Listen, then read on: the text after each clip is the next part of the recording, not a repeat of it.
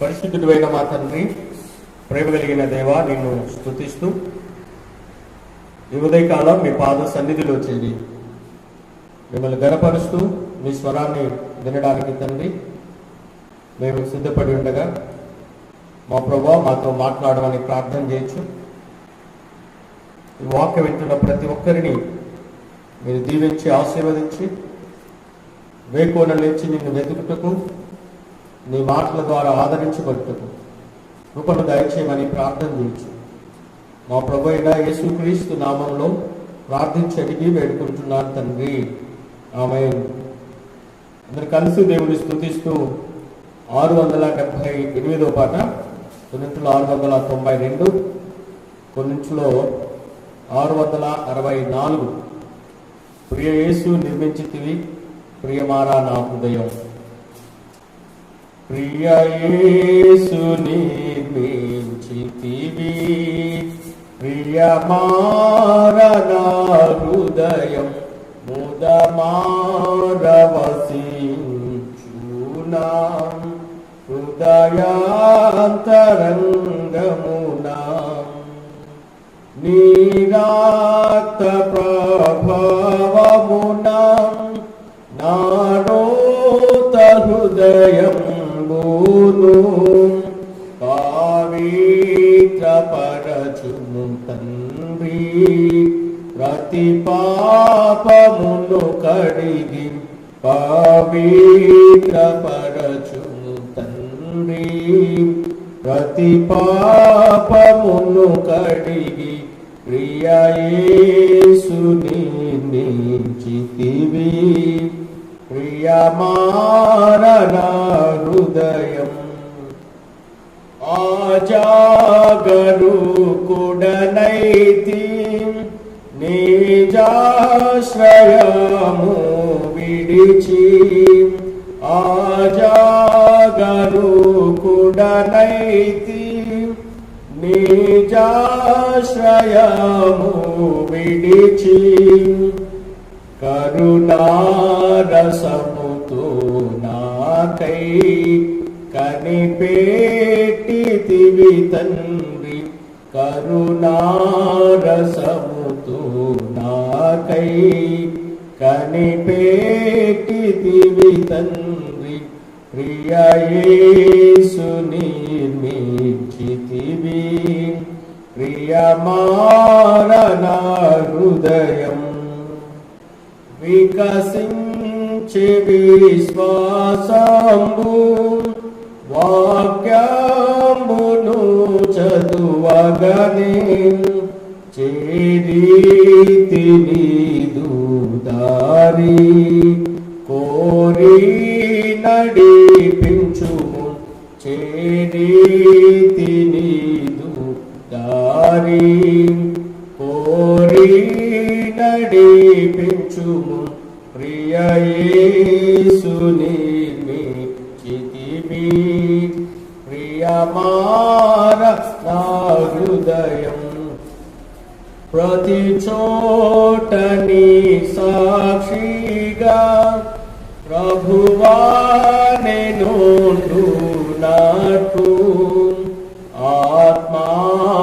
ఆత్మాభిషేకము నిమ్ము. ఆత్మీయ రూపుండ ప్రియ యేసు నిర్మించితివి ప్రియమారా నా హృదయం. ముదమారవసించునా హృదయాంతరంగమునా. సమయంలో దేవుని వాక్యాన్ని చదువుకున్నా. దానియేలు గ్రంథం 9వ అధ్యాయము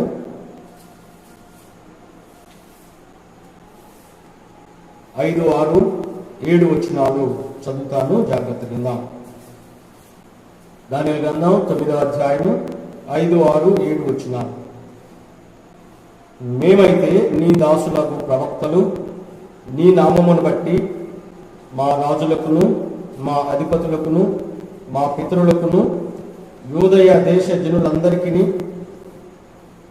చెప్పిన మాటలను ఆలకింపక నీ ఆజ్ఞలను నీ విధులను అనుసరించటమాని పాపులమును దుష్టులమునై చెడుతనమునందు ప్రవర్తించుచు తిరుగుబాటు చేసిన వారు. ప్రభువా, నీవే నీతిమంతుడవు, మేమైతే సిగ్గు చేత ముఖ వికారం పొందిన వారము. మేము నీ మీద తిరుగుబాటు చేసితిమి, దానిని బట్టి నీవు సకల దేశములకు మమ్మను తరిమితివి. యెరూషలేములోను యూదయ దేశములోను నివసించు స్వదేశవాసులుగా ఉన్నట్టు పరదేశవాసులుగా ఉన్నట్టు ఇశ్రాయేలుకందరికీ మాకును ఈ దినమున సిగ్గే తగి ఉన్నది. ప్రార్థన చేసుకుందాం. పరిశుద్ధుడా, నీ వందనాలు. శక్తిహీనుడను, అయోగ్యుడను, బలహీనుడను తండ్రి, నా నోట నీ మాటలుంచి నీ బిడ్డలకు అవసరమైన వర్తమానము మీరు అందించమని ప్రార్థిస్తూ నీ పరిశుద్ధ ఆత్మ శక్తిని, ప్రభావాన్ని నాకు దయచేయండి. నరపుత్రుడా, నీవు చక్కగా నిలబడు, నేను నీతో మాట్లాడాలని యెహెజ్కేలుతో మాట్లాడిన దేవుడు ప్రభువా, నన్ను నిలబెట్టి నీ ప్రజలకు మేలుకరంగా నీవే మాట్లాడమని ప్రార్థన చేయొచ్చు. యేసుక్రీస్తు నామములో వేడుకుంటున్నాను తండ్రి, ఆమేన్. క్రీస్తునందు ప్రియమైన దేవుని సంగమా, ప్రభువైన యేసుక్రీస్తు నామములో మరి యొక్క ఈ దినం దేవుడు అనుగ్రహించిన కృపను బట్టి దేవుని స్తుతిస్తూ ప్రభువైన యేసుక్రీస్తు శక్తి కలిగిన నామములో మీ అందరినీ కూడా ఈ ప్రార్థనా సహవాసానికి ఆహ్వానిస్తూ ఉన్నాను. వీళ్ళ ఉదయకాలం లేచి మరి దేవుని వాక్యాన్ని వినడానికి దేవుడిచ్చిన ఈ మహోన్నతమైన అద్భుతమైన అవకాశం కొరకు దేవునికి మనం ఎంతైనా కృతజ్ఞతలు చెల్లించాలి. అదే సమయంలో ఈ వాక్యాన్ని మీరందరూ కూడా వింటూ దేవుని స్తుతిస్తూ దేవుని యొక్క సన్నిధానంలో మరి దీవించబడుతున్నారని కూడా నమ్మి మీ అందరికీ హృదయపూర్వక మరి కృతజ్ఞతలు తెలియజేయచ్చు దేవుని మరొకసారి స్తుతిస్తూ ఉన్నాను.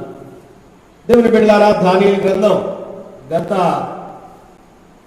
నిన్నటి దినం ఈ దానియేలు గ్రంథంలో నుండి దానియేలు చేసిన ఈ ప్రార్థనలో దేవుని ఎలా ఆయన గుర్తించాడో కొన్ని విషయాలను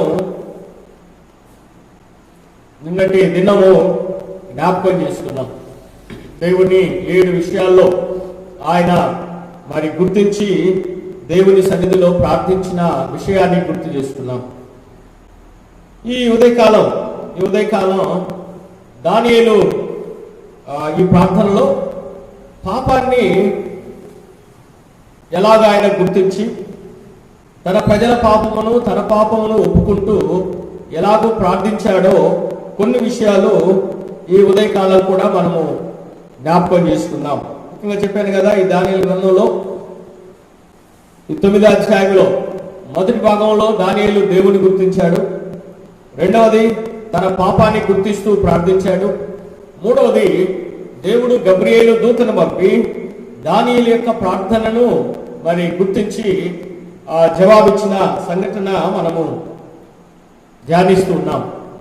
దేవుని బిడ్డలారా, దానియేలు గ్రంథం మనం చదువుతున్నప్పుడు, ముఖ్యంగా ప్రవక్తల గ్రంథాలు మీరు ఎప్పుడైనా చదువుతున్నప్పుడు గుర్తుంచుకోవాల్సిన విషయం ఏంటంటే, దానియేలు, యెహెజ్కేలు వీరిరువురు కూడా చెరలో ప్రకటించిన ప్రవక్తలను విభజించినప్పుడు చెరకు ముందు, చెరలో, చెర తర్వాత.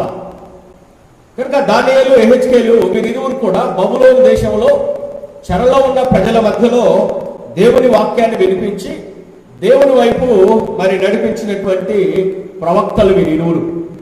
చెరకు వెళ్లకుండా ఉండడానికి మరి ముఖ్యంగా ఇర్మియాను విలపించే ప్రవక్త అంటారు. వారిని చెరకుండా ఉండడానికి మరి ఇర్మియా ఆయన ప్రకటించి ప్రజలను దేవుని వైపు నడిపించినప్పటికీ ఆ మాట వినప్పుడు వారు 586లో నెబుకద్నెజర్ వారిని చెరకు తీసుకొని వెళ్తాడు. దేవాలయం పడగొట్టబడుతుంది, మందిరం లేదు, రాజు లేడు, ప్రవక్తలు లేరు. ఇలాంటి బబులోను దేశంలో వారు ఈ నెబుకద్నెజరు పాలనలో మన చరిత్రలో కూడా చూస్తాం. నెబుకద్నెజర్ హ్యాంగింగ్ గార్డెన్స్, ప్రపంచ వింతల్లో ఒకటి వేలాడే ఉద్యానవనాలు, దాన్ని మరి ప్రారంభించిన వాడు కూడా ఈ నెబుకద్నెజర్. ఈ బబులోను దేశంలో చెరలో ఉన్నటువంటి ప్రజల మధ్యలో ఈ దానియేలు దేవుని వాక్యాన్ని ప్రకటిస్తాడు. ఈ ప్రకటిస్తూ ఇలా చేసిన ప్రార్థన చెప్పాను కదా, నిన్నటి దినం గత రోజు మొదటి 6 అధ్యాయాలు దానియేలులో ఉన్నటువంటి ప్రజెంట్ చరిత్రను చెప్తే 7 నుండి 12 అధ్యాయాలు ఫ్యూచర్ గురించి, అంటే ఎస్కటాలజీ, యుగాంతంలో జరగబోయే విషయాలు, ముఖ్యంగా ఈ 9వ అధ్యాయంలో 70 వారములు, ఈ విషయాలన్నీ కూడా ప్రభుచితమైతే మనం రాబోయే దినాల్లో వాటిని ధ్యానించవచ్చు. ఎందుకంటే యేసుక్రీస్తు ప్రభు మొదలుకొని ఆయన 2వ రాకడ వరకు ఉన్న విషయాలు, ఈ 70 వారాల్లో అనేక విషయాలు కూడా గుర్తు చేయబడతాయి. కాబట్టి ఈ 9వ అధ్యాయంలో దానియేలు చేసిన ప్రార్థనలో మొదటిది దేవుని గుర్తించాడు. రెండవ విషయం ఏంటంటే తన పాపమును, తన ప్రజల పాపమును గురించి దానియేలు చేసిన ప్రార్థన ఈ అధ్యాయంలో మనం చూస్తాం. ముఖ్యంగా దానియేలుకున్న ఒక గొప్ప ఆధిక్యత ఏంటంటే దేవుని దృష్టిలో టాప్ 3లో 3 నీతిమంతులు ఉన్నారు. యెహెజ్కేలు గ్రంథం 14వ అధ్యాయం 20వ వచనంలో టాప్ 3లో దేవుని దృష్టిలో 3 నీతిమంతుల లిస్ట్ ఉంటే వాళ్ళలో 2వ వాడు దానియేలు. నోవహు, దానియేలు, యోబు, ఈ 3 దేవుని నీతిమంతుల టాప్ లిస్ట్ లో ఈ 3 ప్రాముఖ్యమైన వారు. కనుక దేవుని దృష్టిలో దానియేలు నీతిమంతుడు. అక్కడ యెహెజ్కేలులో మాట్లాడుతూ, నేను ఒకవేళ పట్టణాన్ని పాడు చేయాల్సి వచ్చినా ఈ ముగ్గురు నోవహు, దానియేలు, యోబు, ఈ 3 ఉన్నప్పటికీ వీరు మాత్రమే తమ నీతి ద్వారా రక్షించబడతారు, కానీ తమ వారిని ఎవరిని కూడా రక్షించడంటూ దేవుడు మాట్లాడిన సందర్భం అది. కనుక దానియేలు దేవుడి దృష్టిలో మరి నీతిమంతుడు. అప్పటికనే 6వ అధ్యాయం చివరి వచనంలో మరి దర్యావేషు కాలంలోనూ కోరేష్ కాలంలో కూడా మరి మంచి పొజిషన్ లో ఉన్నటువంటి వ్యక్తి. ఇలాంటి వ్యక్తి దేవుని వాక్యాన్ని గుర్తు చేసుకొని ప్రజల కొరకు ప్రార్థిస్తూ ఉన్నప్పుడు ఈ అధ్యాయాన్ని మీరు జ్ఞాపకం చేసుకుంటే 3 సార్లు మాత్రమే ఈ ప్రార్థనలో నేను అనే మాట ఉపయోగపడ్డది. 3వ వచనంలో నేను, 4వ వచనంలో నేను, తర్వాత 20వ వచనంలో నేను ఇంకా ప్రార్థన చేయుచుండగా. ఇక మిగతా ఈ అధ్యాయం అంతా మనం చదివితే 42 సార్లు మేము, మాకును, మా, మేమైతే అనే పదాన్ని ఉపయోగిస్తాడు. ఈ లోకంలో నిజంగా మనం చూస్తే ప్రపంచం ఎప్పుడు కూడా 2 భాగాలు ఉంటుంది. నేను అనేది ఒక ప్రపంచం, మేము అని అనుకునేది ఒక ప్రపంచం. చాలా మంది మానవ నైజం ఏంటంటే నేను, అసలు సాతాను కూడా పతనం ప్రారంభమైంది కూడా నేను. కనుక విశ్వాసులకు ఎప్పుడు ఉండాల్సిన ఒక మంచి గుణం ఏంటంటే నేను కాదు, మేము. కనుక ఇక్కడ దానియేలు ఆయన నీతిమంతుడు, అభివృద్ధి చెందినవాడే, కానీ ప్రజల పాపముల గురించి ప్రజల కొరకు ప్రార్థిస్తున్నప్పుడు దానియేలు చేసిన ప్రార్థనలో ఆ ప్రాముఖ్యమైన విషయం ఈ అధ్యాయాన్ని మనం చదివితే మేము, మాకును, మా, మేమైతే అనే పదాలు ఉపయోగిస్తూ దానియేలు ఈ ప్రార్థనలో చేసిన విషయాలు ఏంటంటే పాపం ఏంటో చెప్తాడు, పాపము వలన వారు ఏమయ్యారో చెప్తారు, పాపం వలన వారికి ఏమి సంభవించిందో చెప్పి ప్రభువా మాకేం కావాలో అంటూ ఈ ప్రార్థనలో ఆయన జ్ఞాపకం చేస్తాడు. 5వ వచనం 6వ వచనంలో మనం చదువుకున్న లేఖన భాగంలో ఆయన ప్రార్థనలో ప్రాముఖ్యమైన విషయం ఏంటంటే పాపం అంటే ఏమిటి అని ఆయన చెప్తూ, దేవా నీ దాసులకు ప్రవక్తలను నీ నామమును బట్టి మా రాజులకును, మా అధిపతులకును, మా పితరులకును, యూదయ దేశ జనులకందరికీ చెప్పిన మాటలను ఆలకింపక నీ ఆజ్ఞలను, నీ విధులను అనుసరించుట మాని. తర్వాత 10వ వచనంలో మేము మా దేవుడైన యెహోవా మాట వినకపోతిమి. అది ఇశ్రాయేలు జీవితంలో పతనానికి పాపం అంటే ఏంటి అంటే వినకపోవడం. ఇర్మియా గ్రంథం 22వ అధ్యాయం 21వ వచనంలో ఇర్మియాతో మాట్లాడుతూ దేవుడు, నీ క్షేమ కాలంలోనే నీతో మాట్లాడితే గాని నేను విననని వంటివి, బాల్యం నుండి నా మాట వినకపోతే నీకు వాడుక. ప్రియమైన వాళ్ళారా, దేవుని సన్నిధానంలో మనుషుడు పాపం అంటే ఏంటంటే దేవుని మాట వినకపోవడమే. కనుక పాపానికి మూలం చెప్తున్నాడు, ప్రభువా మేము నీ మాట వినలేదు, నీ మాట వినలేదు, నేనును మా జనులను మేమైతే అంటూ మేము అంటూ ప్రారంభిస్తాడు. మేమైతే రెండవది ఆయన జ్ఞాపకం చేస్తే ఏమంటాడంటే, పాపము వినకపోవడం వల్ల మేము ఏమైపోయామంటూ అక్కడ 6వ వచనంలో చెప్తాడు. నీ ఆజ్ఞలను నీ విధులను అనుసరించడం అని పాపులమును దుష్టులమును చెడుతనమందు ప్రవర్తించుచు తిరుగుబాటు చేసిన వారము. ఒక వ్యక్తి దేవుని మాట విననప్పుడు ఏమైపోతాడో ఇక్కడ చెప్తా ఉన్నాడు. దేవుని మాట విననప్పుడు పాపులమవుతాం, దుష్టులమవుతాం, తిరుగుబాటు చేసిన వారం అవుతాం అది చెప్తా ఉన్నాడు. మేము నీ మాట వినకపోవడం వలన మా జీవితాల్లో ఎలాగైపోయినామంటే, ఇదిగో ప్రభావ మేము తిరుగుబాటు చేయవారమైనా, తర్వాత పాపులమైపోయాం, చెడుతనమందు ప్రవర్తించు వారం అయిపోయినాం. మా జీవితం చెడుగా మారిపోయినప్పుడు ఎలాగో మేము మారిపోయామో చెప్తూ అక్కడ 6వ వచనం అంటాడు, మేము తిరుగుబాటు చేసిన వారము. అంతేకాదు మేము మాట వినకపోతిమి. 13వ వచనంలో మేము మా చెడు నడవడి మానుకొనకపోతిమి. మేము మా చెడు నడవడి మానుకొనకపోతిమి, నీ సత్యమును అనుసరించి బుద్ధి తెచ్చుకున్నట్లు మా దేవుడైన యెహోవాను సమాధానపరచుకోనకపోతిమి. కనుక ఎప్పుడైతే మీరు పాపము దేవుని మాట వినలేదు, దుష్టులైపోయారు, తిరుగుబాటు చేయవారయ్యారు, మరి బలహీనులైపోయి దేవునితో సమాధాన పడని పరిస్థితిలోనికి వెళ్ళిపోయారు. ప్రియమైన వాళ్ళారా, దేవుని మాట మానవుడు వినప్పుడు ఇదిగో మనము దేవునితో సరైనటువంటి ఆ రిలేషన్షిప్ ను పోగొట్టుకొని దేవుని సన్నిధిలో దుష్టులంగా, తిరుగుబాటు చేయవారంగా, పాపులంగా మారిపోతాం. అందుకనే దేవుని వాక్యం మనం వినడానికి ఎందుకనంటే, దేవుని వాక్యం మనలో ఉన్నటువంటి చెడుతనాన్ని పోగొట్టి మనల్ని నీతి వైపు నడిపిస్తుంది. కనుక ఇశ్రాయేలు పాపం ఏంటంటే వినకపోవడం. ఈరోజు ప్రపంచానికి కూడా ఉన్నటువంటి ఒక పెద్ద లోపం ఏంటంటే వినకపోవడం. ఎప్పుడైతే దేవుని మాట వినకపోవడం వలన వారు బలహీనులైపోయారు, పాపులయ్యారు, దుష్టులయ్యారు, తిరుగుబాటు చేయవారు అయినప్పుడు వారి పాపం వలన వారికి ఏం కలిగిందనంటే, మీరు ఒకసారి ఈ 9వ అధ్యాయాన్ని చూస్తే 17వ వచనం ఏమంటాడంటే సిగ్గు. 7వ వచనం, 8వ వచనం 3 సార్లు ఆ మాట వాడతాడు. చూడండి ఏమంటాడంటే 7వ వచనంలో, ప్రభువా నీవే నీతిమంతుడవు, మేమైతే సిగ్గు చేత ముఖ వికారము నొందిన వారము.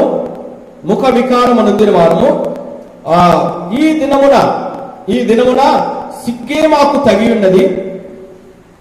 8వ వచనం చివరి భాగంలో కూడా ఏమంటాడంటే, మాకును మా అధిపతులకును మా పితరులకును ముఖము చిన్నబోనట్లుగా సిగ్గే తగి ఉన్నది. కనుక పాపం వలన వారు ఏమైపోయారంటే సిగ్గుపడే పరిస్థితిలోనికి వెళ్ళిపోయారు. నిజమే ప్రియులారా, పాపం సిగ్గును, అవమానాన్ని, నిందతో ముగిస్తా ఉంది. అందుకే ఇర్మియాలో కూడా 3వ అధ్యాయం 25వ వచనంలో ఇర్మియాతో దేవుడు ఆల్రెడీ మాట్లాడతాడు. సిగ్గు నందిన వారమై సాగిలపడదవరండి అంటూ దేవుడు వారు మరి ఈ పాపంలోకి వెళ్ళకముందే, నష్టంలోకి వెళ్ళకముందే దేవుడు వారితో మాట్లాడినప్పుడు వినలేదు. ఇప్పుడు ఏమంటున్నాడంటే ఈ దానియేలు, ప్రభా మేము సిగ్గు చేత ముఖ వికారము నొందిన వారము. పాపము సిగ్గు నడిపిస్తుంది, పాపము సిగ్గు వైపు నడిపిస్తుంది. రెండవది పాపము 16వ వచనం నింద. మేము నిందాస్పదలంగా మారిపోయాం.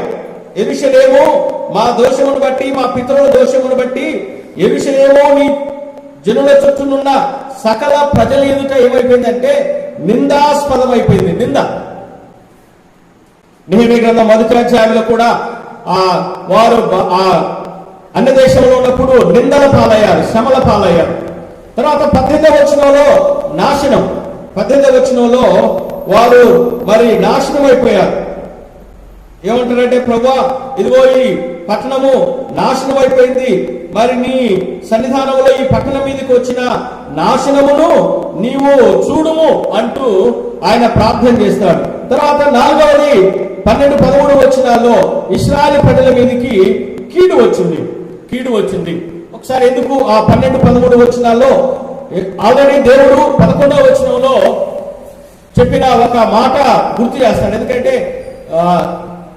ద్వితీయోపదేశకాండం 28వ అధ్యాయం 17వ వచనం నుండి దాదాపు ఆ మిగతా వచనాలన్నీ కూడా దేవుడు మాట వినకపోతే ఏం జరుగుతుందో ఇశ్రాయేలు ప్రజలకి ఆ జ్ఞాపకం చేస్తాడు. మనం ఎప్పుడు కూడా ఈ ద్వితీయోపదేశకాండాన్ని చదివేటప్పుడు మొదటి 14 వచనాలు ఆశీర్వచనాలే చదువుతాం, కానీ 15వ వచనం నుండి దాదాపు 68 వచనం వరకు, అంటే 54 వచనాలు దేవుని మాట వినకపోతే వచ్చే నష్టాన్ని గురించి చెప్తారు. ఎప్పుడైతే ఈ ప్రజలు దేవుని మాట వినలేదో, ఈ ద్వితీయోపదేశకాండంలో దేవుడు ఏవైతే కీడు గురించి శాపం గురించి రాయించాడో అవన్నీ కూడా ఇప్పుడు వీళ్ళ జీవితంలో అవి ఫుల్ఫిల్ చేయబడ్డాయి. ఈ విషయాలన్నిటినీ ఆయన జ్ఞాపకం చేసుకుంటూ దేవుని సన్నిధానంలో, ప్రభా మేము సిగ్గుపడేవారయ్యాం, నిందల పాలయ్యాం, నాశనం వచ్చింది, మా మీద కీడు వచ్చింది, దీని అంతటి కారణం ఏంటంటే ఇదిగో మేము తిరుగుబాటు చేసిన వారము. 6వ వచనంలో ఏమంటాడు? మేము తిరుగుబాటు చేసిన వారము. 7వ వచనంలో మేము సిగ్గు చేత ముఖ వికారము నొందిన వారము. 15వ వచనంలో ఏమంటాడంటే మేమైతే పాపము చేసి చెడు నడతలు నడిచినటువంటి వారము. కనుక దానియేలు చెప్పాను, ఆయన టాప్ 3లో నీతిమంతుల లిస్టులో దానియేలు ఒకడు. కానీ ఇక్కడ తన ప్రజలతో తాను ఐడెంటిఫై చేసుకుంటూ దేవుని సన్నిధిలో తమ పాపములన్నిటినీ ఒప్పుకుంటూ ఉన్నాడు. పాపం వలన ఏమొచ్చిందో చెప్తా ఉన్నాడు. తన పాపములన్నిటినీ కూడా మరి ఒప్పుకుంటూ తన పాపమును, తన పితరుల పాపమును, చాలాసార్లు మానవ నైజం ఏంటంటే ఎవరో ఒకరిని బ్లేమ్ చేస్తాం, నీ వలన వచ్చింది, నీ వలన వచ్చింది. కుటుంబాల్లో కూడా, ఈవెన్ మన సమాజంలో, సంఘంలో కూడా ఏదైనా ఒక సమస్య వస్తే ఎవరో ఒకరి మీదకి నెట్టి నీవే కారణం అంటాం, కానీ అందులో నేను కూడా నా భాగ్యం, నా యొక్క పార్టిసిపేషన్ కూడా ఉంది అని గ్రహించి మన మీదకి వేసుకో. మానవ నైజం ఏంటంటే ఎప్పుడు కూడా తప్పును నుండి బయటపడడానికి, ఎస్కేప్ కావడానికే చూస్తాం. కానీ దేవుని వాక్యం ఏం చెప్తుందంటే యేసుక్రీస్తు ప్రభు మన పాపములన్నిటిని కూడా ఆయన తన మీద వేసుకున్నాడు. పాపం వలన ఈ నింద, ఇవన్నీ మరి శాపము, సిగ్గు, ఇవన్నీ వస్తున్నప్పుడు బైబిల్ కూడా ఏం చెప్తుందంటే రోమా 6:23లో పాపం వలన వచ్చు జీతము మరణము. అయితే మన ప్రభు అయిన యేసుక్రీస్తు నందు దేవుని కృపావరం ఏంటంటే నిత్య జీవము. కనుక దానియేలు పాపం వలన ఏమొచ్చిందో ఇక్కడ చెప్తా ఉన్నాడు. పాపం వలన ఏమి జరిగింది వారికి గుర్తు చేస్తూ పాపముల విషయమై దేవుని సన్నిధిలో ఒప్పుకుంటున్నాడు. ప్రభా ఏమంటున్నాడంటే మేము సిగ్గు చేత ముఖ వికారము నొందిన వారము, మేము తిరుగుబాటు చేసిన వారము, మేము పాపము చేసి చెడు నడతలను నడిచినటువంటి వారము, మేము చెడు నడతలను నడిచినటువంటి వారము. క్రీస్తునందు ప్రియమైన దేవుని సంగమా, దేవుని బిడ్డలారా, కొన్నిసార్లు మన జీవితాల్లో మనము ఇతరుల మేలు విషయాల్లో మనం ఎప్పుడు కూడా ఆశీర్వాదకరంగా ఉండేవారిగా ఉండాలి. అదే సమయంలో పాపం వలన మరి శిక్ష వస్తుంది, పాపం వలన సిగ్గు పడే పరిస్థితులు వస్తాయి, పాపం వలన మరణానికి కూడా మనం వెళ్తాం. అందుకనే ప్రభువైన యేసు మన పాపములన్నిటినీ కూడా ఆయన తన మీద వేసుకొని, గలతీ పత్రికలో మరి పౌలు జ్ఞాపకం చేస్తూ అంటాడు, ఏ పాపం ఎరిగిన ఆయన మన కోసం ఆయన శాపముగా చేయబడ్డాడు, మనలను ఆశీర్వాదకరంగా చేయడానికి ఆయన మరి శాపగ్రస్తుడయ్యాడు. ఆయన శాపగ్రస్తుడై ఆయన శాపం నుండి మనల్ని విమోచించాడు. 3వ అధ్యాయం 14వ వచనంలో యేసు ప్రభుని గురించి చెప్తాడు. అబ్రహాము ద్వారా మనం పొందిన ఆశీర్వాదాన్ని యేసుక్రీస్తు ద్వారా అన్నజనులు కలుగుటకే అంట క్రీస్తు మన కోసం శాపమై మనలను ధర్మశాస్త్రం యొక్క శాపము నుండి విమోచించను. కనుక మానవుడు పాపం వలన ఈ మరణానికి గురవుతున్న మానవాళిని విడిపించడానికి ప్రభు అయిన యేసుక్రీస్తు మరి ఆయన శాపగ్రాహి అయ్యాడు.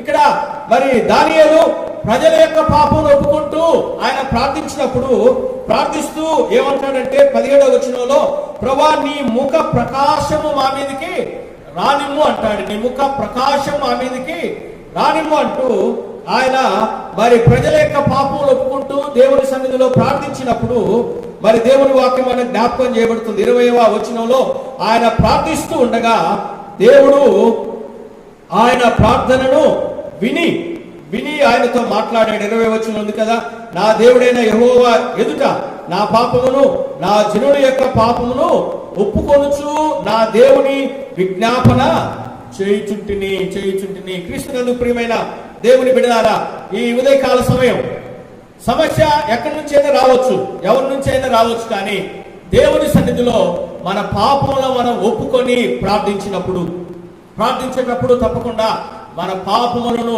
ఒప్పుకోవాలి. మన పాపము మనం ఒప్పుకొని ఎడల ఆయన నమ్మదగిన వాడు, నీతిమంతుడు గనక మన పాపములన్నిటినీ ఆయన క్షమిస్తాడు. యేసు రక్తము ప్రతి పాపము నుండి కూడా మనల్ని పవిత్రులుగా చేస్తుంది. ప్రతి పాపము నుండి మనల్ని పవిత్రులుగా చేయగలిగిన యేసు క్రీస్తు రక్తంలో మనం కడగబడి మన పాపము మనం ఒప్పుకుంటూ ప్రార్థించినప్పుడు తప్పకుండా దేవుడు మనతో ఆయన జవాబిస్తాడు. ఈ దానియేలు ప్రార్థనలో పాపం ఏంటో చెప్తాడు, మేము వినలేదు. పాపంలో ఏమయ్యారో చెప్తారు, మేము దుష్టులమయ్యాం, మరి తిరుగుబాటు చేసినవయ్యాం, పాపం అయిపోయాం అంటాడు.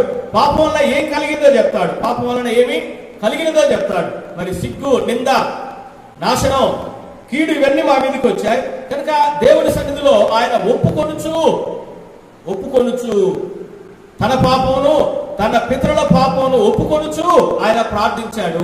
ఆయన ప్రార్థిస్తున్నప్పుడు దేవుడు గబ్రియేలు దూతను ఆయన దగ్గరికి మరి పంపించి చెప్పాడు, దానియేలు నీవు బహు ప్రియుడవు. ఈ ఉదయకాల సమయం దేవుని బిడ్డలారా, మన బలహీనతల కారణం మన పాపమని గ్రహిద్దాం. పాపములు ఒప్పుకుంటూ దేవుని సన్నిధిలో ప్రార్థన చేయడాన్ని నేర్చుకుందాం. ఎవరో ఒకరి మీద మరి తప్పును వేసి మనం నీతిమంతులంగా నిరూపించుకోవడానికి ప్రార్థన చేయొద్దు. ప్రభువా, నేనును నా పితరులను మా పాపములన్నిటినీ ఒప్పుకుంటూ మరి దానియేలు ప్రార్థన చేశాడు. కళ్ళు వంచి ఈ సమయంలో మనం కూడా దేవుని కృపలను మనం పొందాలి అంటే పాపములు ఒప్పుకొనుచు చేసే ప్రార్థన దేవునికి అది అనుకూలమైనదిగా ఉంటుంది. ప్రార్థన చేసుకుందాం. తల వంచి దేవుని సన్నిధిలో దానియేలు కలిగినటువంటి ఆ ప్రార్థన అనుభవాన్ని దేవుడు మనకు అనుగ్రహించలాగా మన పాపములను మన పితరుల పాపములను ఒప్పుకుంటూ ప్రార్థిద్దాం. దానియేలు నీతిమంతుడే, కానీ తన ప్రజల దృష్టికి వచ్చినప్పుడు తనను వారితో కూడా ఐడెంటిఫై చేసుకుంటూ ప్రార్థించాడు.